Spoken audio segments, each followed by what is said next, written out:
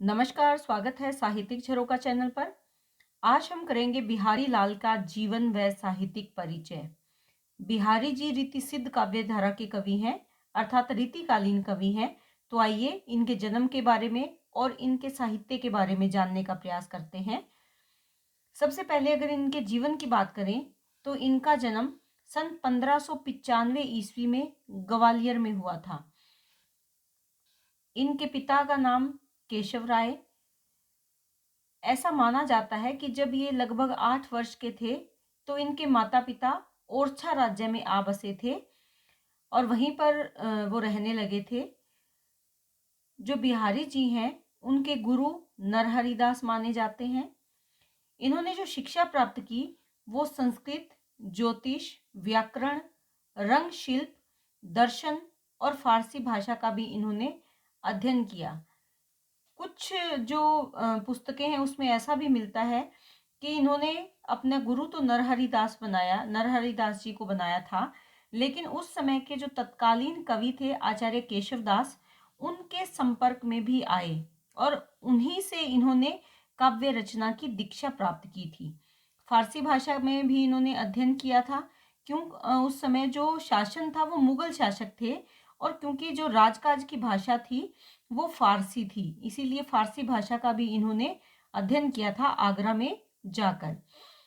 उसके पश्चात शाहजहां ने इन्हें दिल्ली दरबार में बुलाया था कवि के रूप में, परंतु ये वहां नहीं गए, अपितु जयपुर के राजा जय सिंह के यहाँ पर ये दरबारी कवि के रूप में रहे और राजा जय सिंह इनको प्रतिदिन एक अशर्फी दिया करते थे। इनके लिए, क्योंकि दरबारी कवि थे तो इनके लिए जीविका का साधन वही सब था जो राजा से उन्हें मिलता था। राजा को ये काव्य सुनाया करते थे या कविताएं, जो उस समय ये दोहे इन्होंने लिखे हैं वो सुनाते थे और उसके बदले में राजा जयसिंह इनको अशर्फी देते थे। और जयपुर के साथ साथ दिल्ली दरबार, जोधपुर की रियासत से तथा बूंदी की जो रियासत थी वहां से भी इनको काफी मान सम्मान प्राप्त हुआ था। इनकी मृत्यु सन 1663 ईस्वी में हुई थी। तो ये इनके जीवन के बारे में है, जिसमें जन्म के बारे में बताया है। पिता कौन थे? पिता केशव राय थे, गुरु नरहरिदास हैं, लेकिन जो इनके काव्य गुरु हैं वो केशवदास जी माने गए हैं, आचार्य केशवदास, इन्होंने जिनसे काव्य रचना की दीक्षा प्राप्त की थी। शिक्षा के लिए इन्होंने काफी प्रयास किया, संस्कृत भाषा में भी शिक्षा ली, ज्योतिष का भी इन्हें ज्ञान था, व्याकरण के अच्छे ज्ञाता थे, रंग शिल्प के ज्ञान थे, दर्शन के बारे में भी इन्हें ज्ञान था और विशेष रूप से फारसी भाषा में भी इन्होंने शिक्षा प्राप्त की थी। और फिर जैसे कि बताया, क्योंकि रीतिकाल के कवि हैं तो सबसे महत्वपूर्ण क्या है कि ये दरबारी कवि हैं, क्योंकि रीतिकाल की ये परंपरा थी कि जो कवि थे वो अधिकतर दरबार में रहा करते थे और अपना ये राजा के मनोरंजन के लिए काव्य की रचना करते थे। तो ये किसके कवि थे? राजा जय सिंह के दरबारी कवि थे, जो कि जयपुर के राजा थे।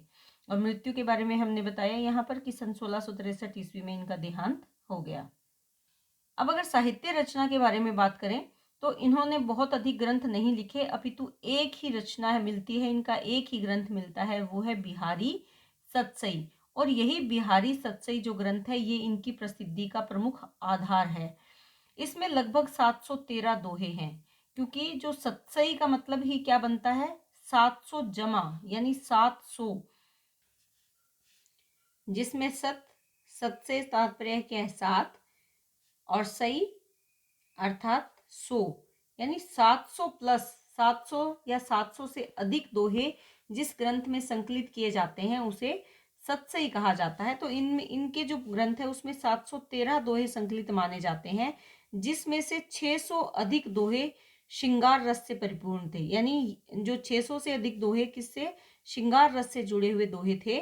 अन्य जो इसमें शामिल है उसमें भक्ति और नीति के से संबंधित अपने विचार इन्होंने व्यक्त किए हैं। तो ये सबसे महत्वपूर्ण ग्रंथ है बिहारी जी का और रीति सिद्ध काव्यधारा का महत्वपूर्ण ग्रंथ है और ये एकमात्र ग्रंथ बिहारी जी की प्रसिद्धि का आधार है। आज भी हम इन्हें पढ़ रहे हैं, इसी ग्रंथ के कारण हम आज भी इन्हें पढ़ रहे हैं। इसके बाद है काव्य की विशेषताएं। बिहारी जी का जो एकमात्र ग्रंथ है बिहारी सतसई, उसमें काव्यगत जो जो विशेषताएं हैं उसका हमने यहाँ पर वर्णन किया है। सबसे पहले हमने लिया है श्रृंगार वर्णन। देखिए, बिहारी जी की रचना प्रमुख रूप से रीतिकालीन रचना है, इसीलिए ये रीतिकाल की जो परंपरा थी उससे ये प्रभावित है। इन्होंने रीतिबद्ध कवियों के जो लेखन परंपरा थी उसको नहीं अपनाया, लेकिन फिर भी कहीं न कहीं जो रीतिकाल के ग्रंथों का प्रभाव है वो इनकी रचना में बहुत अधिक देखा जा सकता है। जो बिहारी जी हैं, ये रस सिद्ध कवि माने जाते हैं और श्रृंगार रस उनकी जो सतसई है, बिहारी सतसई, उसमें अपना महत्वपूर्ण स्थान रखता है। यानी श्रृंगार रस का बहुत ही सुंदर चित्रण उसमें किया है और श्रृंगार के भी दोनों, चाहे वो संयोग पक्ष है या वियोग पक्ष, दोनों का ही सुंदर चित्रण इन्होंने किया है। जो संयोग श्रृंगार है उसमें जो बिहारी जी हैं उन्होंने क्रीड़ा का भी वर्णन किया है और इसके साथ साथ नायक नायिका का जो नायक नायिका के रूप में भी वर्णन उसका किया है। यानी नायक नायिका की संयोगावस्था का वर्णन इसमें किया है। इसमें जो संयोग श्रृंगार में प्रमुख क्या है, भाव हैं। ये भाव प्रधान रचना है या भाव प्रधान जो श्रृंगारिक वर्णन है वो बिहारी जी ने किया है। यानी उस समय जो वातावरण था, वातावरण क्या था, दरबारी, और दरबार में जो राजा था वो निश्चित है कि वियोग से परिपूर्ण यानी दुख से भरा हुआ काव्य सुनना उसे अच्छा नहीं लगेगा। वो ऐसा काव्य सुनना पसंद करेंगे जिसमें संयोग वर्णन है या सुख के भाव हैं।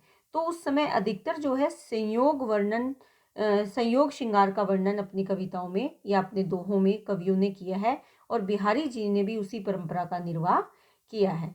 इसके बाद अगर वियोग वर्णन की बात करें तो वियोग वर्णन बिहारी जी का हमने जैसे व्याख्या भी की है तो उसमें हमने देखा कि वियोग वर्णन अतिशोक्तिपूर्ण है, यानी बढ़ा चढ़ाकर वर्णन किया है। जैसे नायिका वियोग में बहुत ज़्यादा दुबली पतली हो गई है, वो सांस लेती है तो जैसे झूला झूलता है उस प्रकार आगे पीछे आती जाती है, तो ये सब क्या है, अतिशोक्तिपूर्ण है। या गुलाब जल अगर उससे स्पर्श करता है तो गुलाब जल हवा में ही भाप बन जाता है। तो इस प्रकार का जो वियोग वर्णन है वो अतिशोक्तिपूर्ण वियोग वर्णन है। तो उसके बाद है विषयगत विविधता। देखिए, बिहारी सतसई माना कि एक मात्र ग्रंथ है, लेकिन उस ग्रंथ में जो विषय हैं वो एक विषय नहीं, अनेक विषयों को शामिल किया है।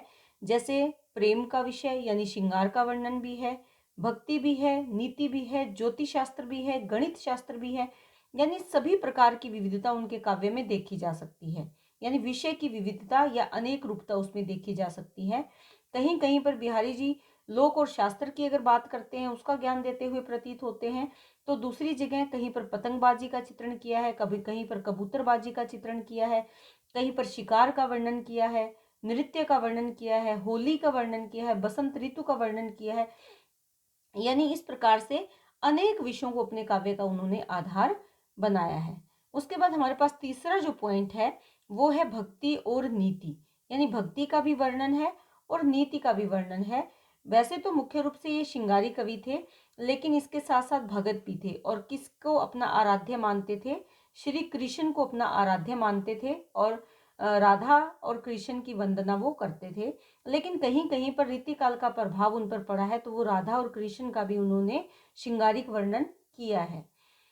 उसके पश्चात अगर नीति काव्य की बात करें तो इन्होंने नीतिप्रक दोहे भी लिखे हैं और इन दोहों ने पाठकों को भी बहुत अधिक प्रभावित किया है। यहाँ पर ये लोक व्यवहार संबंधित बातें करते हैं, कहीं पर धन संपत्ति की बात करते हैं, तो कहीं पर मानव मन की समानता की बात करते हैं। जैसे हमने व्याख्या में भी पढ़ा था कि बढ़त बढ़त संपत्ति सलीलू मन सरोजु बढ़ी जाए, घटत घटत सु न फिटी फिरी घटे बरु समूल कुमलहाई। तो इस तरह की जो नीतिपरक विचारधारा है वो भी इनकी हम कर चुके हैं।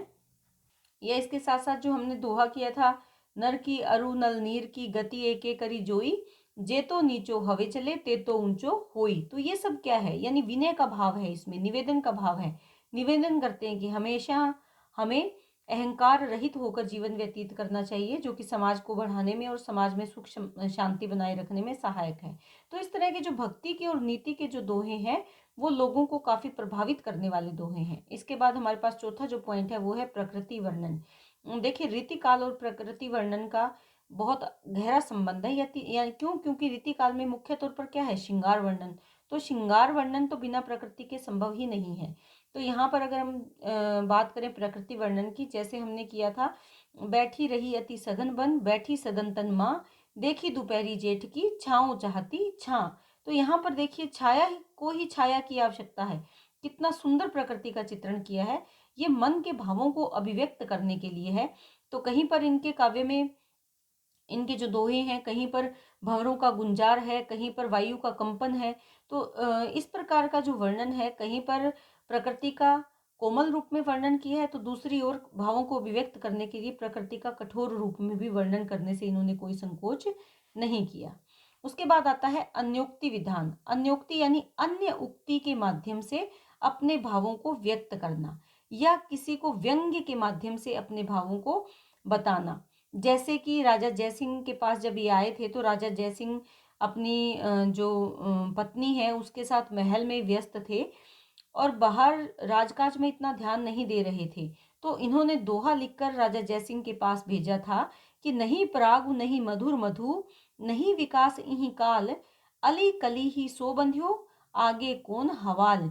कि अली यानी भंवरा अगर कली से ही बंद कर रह जाएगा तो बगिया का क्या होगा, उसे कौन संभालेगा। तो इसीलिए इस काल में ना तो विकास है और ना ही हमें मीठा शहद मिल पाएगा, क्योंकि भंवरे का काम एक कली में बंद हो जाना नहीं है, बल्कि एक कली का पराग दूसरी कली तक पहुंचाना है, जिससे कि फूल खिले, बगिया महके और मीठे मधुर शहद का निर्माण हो। तो ये उक्ति तो संबोधन तो किया था भ्रमर को, लेकिन लिखा किसके लिए था, राजा जयसिंह के लिए। और राजा जयसिंह के दिल पर इस दोहे ने इतना प्रभाव डाला कि वो तुरंत ही राज दरबार में पहुंच गए और अपना राजकाज संभालने लगे। तो इस प्रकार अन्य युक्ति यानी अन्योक्ति में अन्य किसी को संबोधित किया जाता है, लेकिन मुख्य तौर पर वो किसी विशेष व्यक्ति या विशेष बात को कहने के लिए इसका प्रयोग उन्होंने किया है। उसके बाद आता है उक्ति वैचित्र्य का प्रयोग। उक्ति वैचित्र्य यानी अपनी बात विचित्र तरीके से कहना। इसमें बिहारी जी ने अपने मन के भावों को अभिव्यक्त करने के लिए ऐसे ऐसे उदाहरण दिए हैं जिनको पढ़कर कि पाठक हैरान रह जाते हैं। स्वयं आचार्य रामचंद्र शुक्ल जी ने भी इस पर टिप्पणी की है और वो ये मानते हैं कि इनका जो काव्य है वो बिल्कुल वैसे ही है जैसे हाथी दांत के टुकड़ों पर महीन बेल बूटे बना दिए जाते हैं और उनको देखकर सभी वाह वाह करते हैं। यानी इनका जो काव्य है वो बहुत ही बारीकियों से परिपूर्ण है। अपने भावों को इतने विचित्र तरीके से इन्होंने प्रकट किया है कि पाठक उस पर वाह वाह किए बिना नहीं रह सकते या पाठक प्रभावित हुए बिना नहीं रह सकते। उसके बाद आता है भाषा शैली। देखिए, मुख्य तौर पर रीतिकाल के कवियों की भाषा ब्रज भाषा है, लेकिन इसके साथ साथ जैसा कि हमने इनके जीवन परिचय में देखा कि इन्होंने संस्कृत भाषा का भी ज्ञान प्राप्त किया था। उस समय बुंदेलखंड से भी इनके संबंध थे, तो बुंदेलखंडी भाषा का भी इसमें समावेश है। अरबी, फारसी आदि भाषाओं का प्रभाव भी पड़ा और इसके साथ साथ जो तत्सम तद्भव शब्दावली थी उसको भी इन्होंने सहजता से अपने काव्य में ग्रहण किया। और अगर शब्द शक्ति की बात करें तो मुख्य तौर पर अभिधा मूलक शब्दों का इन्होंने इस्तेमाल किया है, लेकिन इसके साथ साथ लक्षणा और व्यंजना के शब्दों को भी स्थान दिया है अपने काव्य में। इनका जो प्रिय छंद है वो दोहा छंद है, यानी मुख्य रूप से इन्होंने दोहा छंद का प्रयोग किया, लेकिन इसके साथ साथ सोरठा छंद का भी प्रयोग करने से इन्होंने कोई परहेज नहीं किया। रीतिकाल के कवि हैं इसलिए अलंकारों का सुंदर वर्णन किया है, क्योंकि रीतिकाल तो अलंकार प्रधान काल है। तो इसके साथ साथ अगर देखें तो इनकी जो भाषा है वो वाग वैदग्ध्य पूर्ण भाषा है, यानी वाणी में विविधता है। वाग वैदग्ध्य वैदग्ध्य यानी अपनी बात कहने में निपुणता है और इसमें चित्रात्मकता का विशेष गुण है। जब हम पढ़ते हैं तो आंखों के सामने चित्र उपस्थित होते हैं, तो यानी इसकी शैली कैसी है, चित्रात्मक शैली है बिहारी जी के काव्य की। तो इस प्रकार हमने देखा कि बिहारी जी की काव्य की विशेषताएं, हमने 7 पॉइंट इसके किए हैं। उम्मीद करती हूँ कि ये बिहारी जी का जीवन परिचय और काव्य की विशेषताएं, जो कि बिहारी सतसई से संबंधित विशेषताएं हैं, ये आपको बहुत अच्छे से समझ में आई होंगी। तो जब भी आप वीडियो देखें कमेंट ज़रूर करें अपने भावों को व्यक्त करने के लिए। इसके साथ साथ चैनल को लाइक, शेयर और सब्सक्राइब करते रहें। बहुत बहुत धन्यवाद।